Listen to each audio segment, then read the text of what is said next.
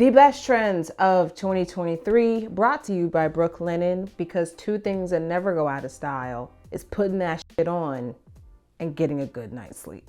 The refinement of the Y2K / Noughties aesthetic.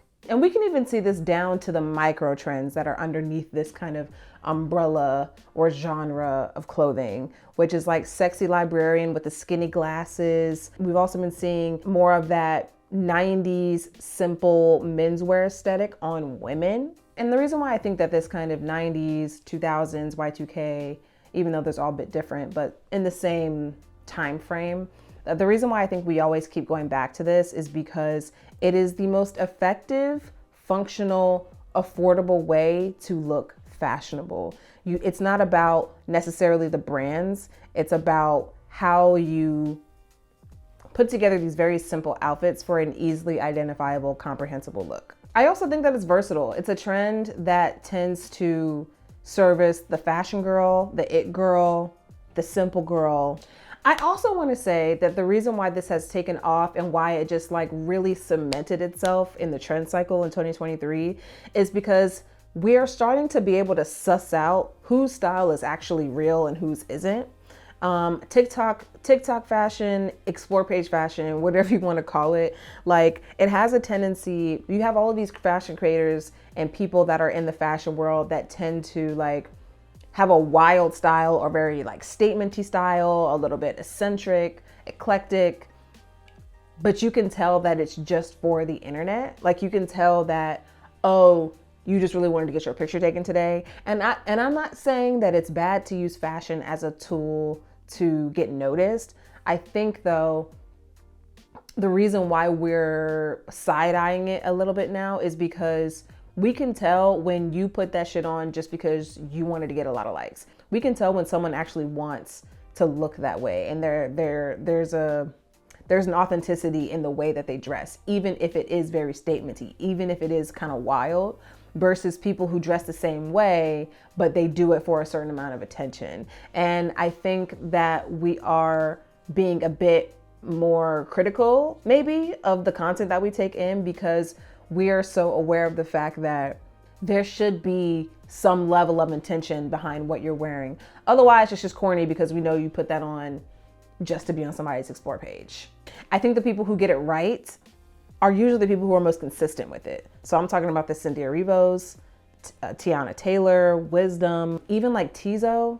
I think his name's Tizo, yeah. By the way, my name is Jade Fox. I cover androgynous and unisex fashion over here. I really do not care what part of the store that you shop in. I encourage you to shop in all of them though. That's what I do. We don't body shame over here. I do not care if your jeans are flattering.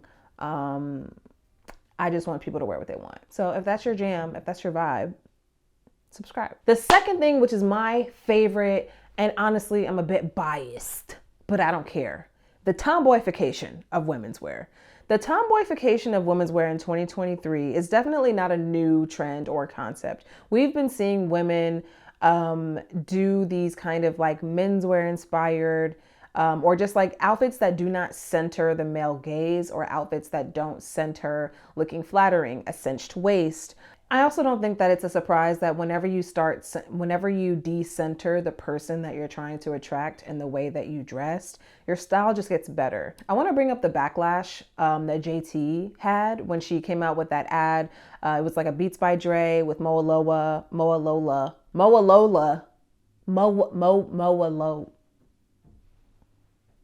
Shorty got low. That campaign, all of the backlash that came out when that campaign came out was crazy. It really, let's just call it, it's colorism. Black women are criticized to an almost like imaginative level when it comes to what we wear, what our hair looks like. It's like the limit does not exist. Y'all will never be happy with anything that we do. It was creative, it was eclectic, it was different. It wasn't super feminine, even though she looked beautiful and she looked amazing like she always does. And I think that a lot of the backlash came from the fact that she just did not center the male gaze. We are used to seeing women rappers, especially like Black women rappers, sexualized, whether it be them sexualizing themselves or we as a society sexualizing them. And so I think it was polarizing for really no fucking reason when this campaign came out. simply because it was a departure from that. And I think that this trend of like the tomboyification of womenswear is liberating. I think it's also stretching people's creativity when it comes to getting dressed. Because I think that when you get dressed, because of all of the acceptable conversations that happen around fashion, such as like what a woman should wear at a certain age, or like the traditional menswear rules, your belt has to match your shoes. Like there's a lot of antiquated conversations that have been happening, and they're cyclical, and they will keep happening when it comes to fashion. And I feel that this particular micro trend has a way of disrupting those things and also giving the ownership back to women when it comes to how the fuck we want to dress. Because at the end of the day, we were never supposed to be dressing for anybody but ourselves. Whatever was flattering, or whatever, you know, the Vogues of the world, or whoever is most influential in the fashion world, whatever they have been saying about women and what women should be wearing has never actually serviced the woman. It has always serviced men, or serviced the patriarchy, which is basically men. It's supposed to have us out here looking a certain way so that people can profit off of us. And I think that the tomboyification of womenswear was so refreshing to see. And moreover, I think it just adds a lot of depth to what you're wearing and your overall aesthetic. And I'm not, once again, not to say there is anything wrong if you dress like you just stepped off the set of Selling Sunset. Like, there's nothing wrong with that. I just feel like there's value in understanding what your aesthetic is outside of what you believe is acceptable or what you believe is attractive. I think that there's like an originality and like an authenticity there that you're able to engage with more than if you're wearing something that you already know is going to get you in the club for free. That you already know your man is going to like instantly. Like, honestly, wear clothes that your man hates, because those be the fits that be hitting the most. Speaking of things that be hitting the most, Brooklinen. We just got these bomb, beautiful sheets. The color's called Beach Grass, and we've never had a monochrome bed set before. It's giving very much so grown. I've never had a curated sheet set before, and it just pulls your whole room together. And we're still like putting our room together. We're, you know, rearranging things. And so with your bed being the centerpiece of the room, it's just nice when that is taken care of. It's nice when that just looks good. And these are the classic percale sheets. I think that's how you say it. They are crisp, they are soft, they are durable. And we've had some sheets that are like, these are for winter sheets, these are for hot weather sheets. If you want like an all season sheet, this is the one to get. It sounds dramatic, but I'm being so serious. Like when you wake up in a monochrome bed sheet, it just feels like you're in the middle of a photo shoot. You know the Amory video where she's like in the sheet and she's just like rolling around in the sheets? Like that's what it gives. Like that's exactly how I feel every morning when I wake up in these sheets. And the great thing about it is that the link is down in the description so that you can get a slice of your own. Definitely go through the colors and pick ones that you would not normally go for, because I can only imagine when you're just out being hot and well dressed all day long. Oh, girl, today has drained you, I'm sure. So get a good night's sleep in some Brooklinen sheets. Link is in the description. Let's keep going. Belt love. Let's get into some belts. A statement belt is nothing new, but the way that we have been centering belts lately, similar to how we used to do in the 80s, 90s, even down to the 2000s, has been really great, because it's something that I just love. Any type of trend that doesn't necessarily center the newest, most expensive thing. I think that when you are a vintage lover, when you like to shop secondhand, you like to thrift, like being able to engage in trends that is cost effective, but also like you're able to showcase your uniqueness. You're able to showcase like your originality, even in a piece that is secondhand. Like, and we've even seen this on a micro trend level, from the diesel like skirt belt, 2000s inspired braided waist belts, and even like a departure from the traditional belt into harnesses, even belt bags. And I don't know if it's as literal as I'm making it. It could just be like what it's called and has no relation to actual belts at all. But La Mer has this belt bag, and it's so beautiful to me. And we've seen also Not to mention, there are other belt bags that just exist that kind of have this belt-like nature to them. So if you center a belt, it's a really easy way to look very pulled together without necessarily having to rely on like having new clothes or even having like super identifiable clothes. Sneaker collabs went up last year. Adidas completely killed it, but I genuinely believe that Adidas was the sneaker brand that just ruled the year. From their Gucci collab to the Wells Bonners collab. But let's name off a few other collabs that really were taking over everyone's feed, is what it seems. The Martine Rose and Nike collab. New Balance collabs always hit, and they seem to always make their way into the trend cycles, but also just all over everyone's feeds. When you mix these like sneaker collabs with the Tomboyfication of Womenswear, the girls were eating down, okay, in 2023.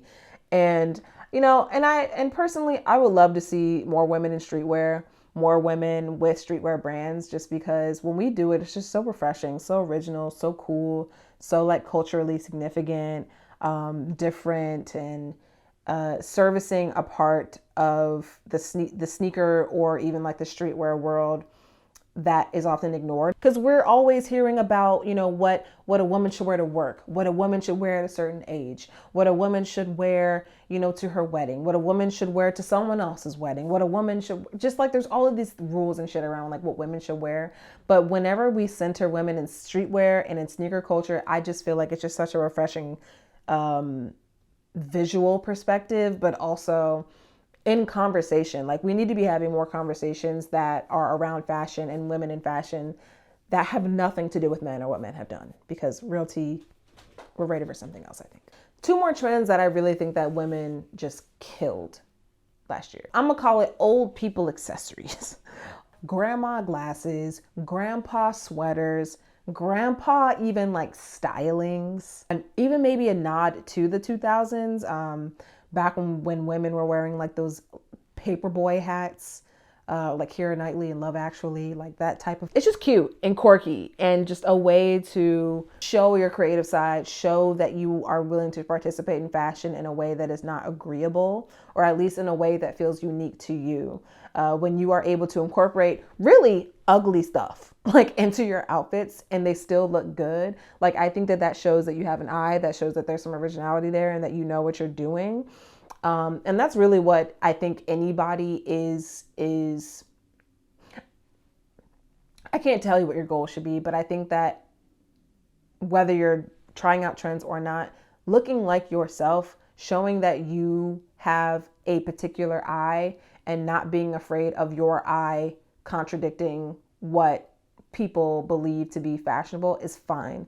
I think that your fashion, especially if you want it to feel different, if you want it to feel unique, even if you like take on a character when it comes to your fashion, because I know that like a lot of people are very like anime influenced and just like influenced by things like cartoons, influenced by cars. Like, there's so many things that you can be, sports. Like, there's so many things that are outside of fashion that influence your fashion. And so being able to like showcase those interests and showcase those preferences through unique and often like ugly or odd like pieces, like, you're giving, and you did that. And the last trend that is my favorite thing, honestly, all of these things are my favorite things. Let's just be honest. But one thing that was just really exciting, because I'm not someone who like ever like looked at fashion this way, is dressing in a way that accentuates a vibe dressing, I guess we'll call it. I think I started to see this being hinted at on TikTok, where people would say, you know, if your Venus sign is this and this is what you should be wearing. I remember just like people creating outfits that are related to their Venus sign and what their Venus sign means. And dressing in a way that is romantic, masculine, that is nostalgic, like creating trends around themes about how you want to feel, or like these feelings or vibes that you want to embody, and not centering products, I think is such a refreshing way to approach trends. Because even though I don't think the language around this is new, like, I think that there's always been people talking about You know, even like the concept of like dress for the job you want, when RuPaul was, you know, talking about why he wears suits all the time. You know, he's a CEO, he's a boss, and that's how he wants to be perceived. And so you dress in a certain way to give off a certain attitude. Like, I don't think that's new, but I love that we're owning it now. Even like when it comes to body type, like it's a way to like talk about how you want to present your body without it being triggering. And when you have an idea of the vibe you like to dress in, then I feel like it, in a way, it makes it easier for you to figure out what you want to wear. I'm at the point now in my fashion journey where I shop by fit. I no longer look at like certain brands. I don't look at like, oh, denim jackets. Like I shop by the fit of clothes that I like, because that is part of my whole vibe when I get dressed.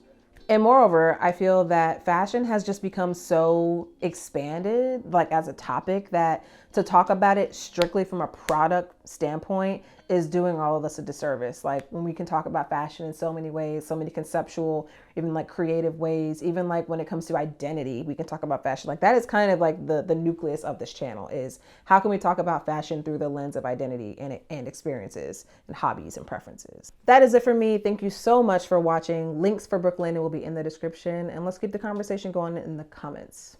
See y'all soon.